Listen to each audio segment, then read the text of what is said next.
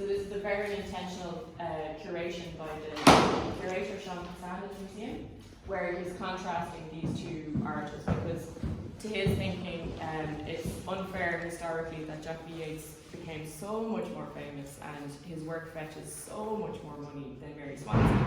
Mary Swansea had a much more international outlook than Jackie Yates. Jackie Yates was famous for this kind of Celtic revival, depicting everyday life. He has a lot of scenes painted in Dublin, from Dublin, scenes of the Liffey Swim. These are all really famous Irish paintings. In his own very particular style, which is this kind of very thick and expressionistic kind of style. So even though they're a little bit abstracted, you can always see what you're looking at. And there's always this kind of naturalistic colours, you know, so the skies and the watercolours and the kind of depictions of people. And then this contrasts hugely with Mary Swansea, who was an Irish artist who, very much like William Orphan, was kind of like one of these child prodigies where she completed her academic artistic training from a very young age.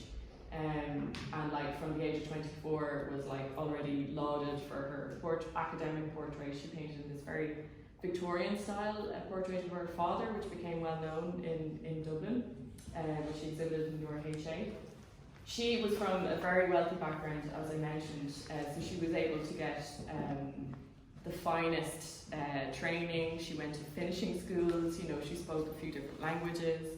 She was able to travel a lot.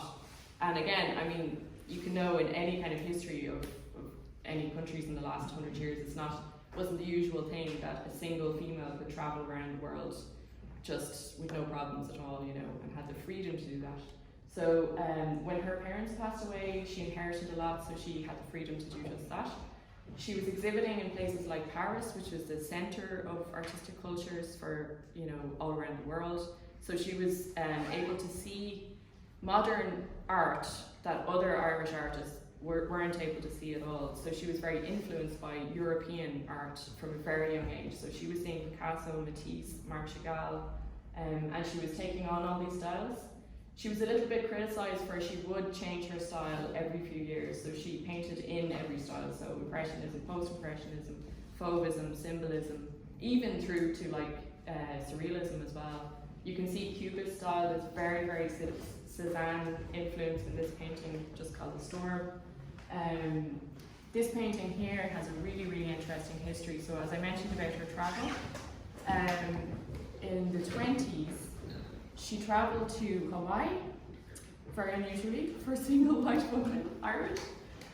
She travelled to Hawaii, then from there she went to Samoa. So in Hawaii she did have family, she was staying with relatives, and she painted a lot there. She has a whole series of works that are based in Hawaii, in their just landscape with their garden and everything. When she went to Samoa though, she was on her own and she was staying with somebody she didn't know. And she made another whole series of work there. She famously says about this period in Samoa that she discovered the colour green. This one is a little bit unusual. You can see it, there's a catalogue in the next room of her work, and you'll see more when we talk about it. It's all this kind of very, very lush, dense jungle and this kind of landscape. She didn't paint many portraits in Samoa because she said, you know, people were busy kind of putting, you know, bringing their family up and doing daily tasks, and they didn't want to pose for long, which is absolutely fair enough.